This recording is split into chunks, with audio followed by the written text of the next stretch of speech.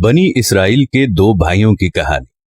बनी इसराइल में दो भाई थे, जिनमें से एक मुसलमान और दूसरा काफिर था, और दोनों दरिया के शिकारी थे, यानी मछलियों का शिकार करते थे। काफिर बुत को सजदा करता, फिर जब मछलियों के लिए दरिया में जाल डालता तो इस कदर मछलियां आ जाती कि उनको खींचना मुश्किल हो जाता, मगर मुसलमान के जाल में सिर्फ एक मछली आती और उस पर सब्र के साथ खुदा का शुक्र अदा करता। एक रोज मुसलमान की बीवी अपने मकान की छत पर गई तो उसकी नजर काफिर की बीवी पर पड़ी, जो जेवर और बेहतरीन लिबास में आरास्ता थी। मुसलमान के दिल में वसवसा पैदा हो गया कि काश मैं भी ऐसी होती। तो काफिर की बीवी बोली, तुम अपने शौहर को आमादा कर लो कि वो मेरे शौहर के माबूद यानी बुत की इबादत किया करे, ताकि तुम भी मेरी तरह मालदार हो जाओ। मुसलमान की बीवी गमजदा होकर नीचे आई, और जब उसका शौहर आया तो देखकर दरियाफ्त किया कि क्या हुआ है जो इस कदर गमजदा मालूम होती हो। उसकी बीवी कहने लगी, बस मियाँ, या तो मुझे तलाक दे दो या फिर अपने भाई के माबूद की परस्तिश करो। ये सुनकर उसके शौहर ने कहा, खुदा की बंदी, खुदा से डरो, ईमान की दौलत के बाद कुफ्र की बातें करती हो। बीवी बोली, बस अब मुझसे ज्यादा बातें न बनाओ, मैं नंगी पूंजी नहीं रह सकती, जबकि दूसरी औरतें जेवरात और उम्दा लिबास से आरास्ता रहती हैं।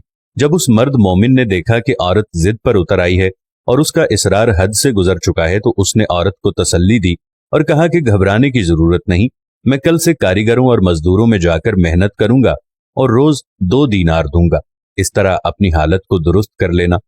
ये सुनकर औरत को कुछ तसल्ली हुई। वो मर्द मोमिन मजदूरी की तलाश में निकला, किसी ने उसकी बात ना मानी। बिलाखिर मायूस होकर किसी दरिया के किनारे पहुंचा और शाम तक अल्लाह ताला की इबादत में मसरूफ रहा।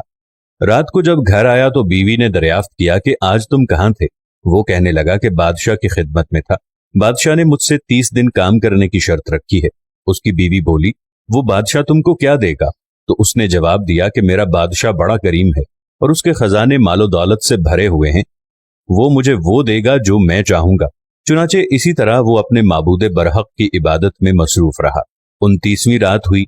बीवी ने कहा, सुनो मियाँ, अगर कल तुम मुझे मजदूरी लाकर ना दे सके तो मुझे तलाक दे देना। यह सुनकर उसको किसी कदर परेशानी लाहिक हुई और तीसरी सुबह उसने यहूदी से कहा, क्या तुम मुझे मजदूरी पर लगा लोगे? यहूदी बोला, ठीक है, मगर मेरे पास तुम्हारे खाने पीने का कोई बंदोबस्त नहीं होगा। वो मर्द मोमिन रोजे की नीयत करके काम पर गया।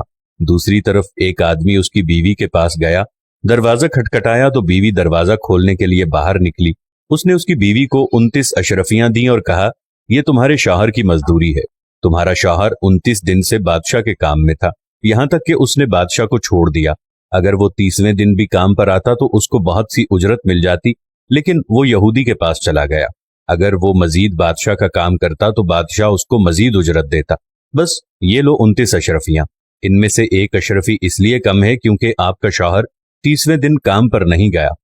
वो औरत उनमें से एक अशरफी लेकर बाजार निकली। जब उसने सुनार को वो अशरफी दी तो उसने 1000 दिरहम औरत के हवाले कर दिए। जब शाम के वक्त शौहर घर आया तो बीवी ने उससे पूछा कि आज तुम कहाँ थे? आदमी बोला, मैं यहूदी की दुकान पर था। उसकी बीवी ने कहा, आखिर बादशाह की खिदमत की बजाय तुम दूसरे की खिदमत क्यों करते हो?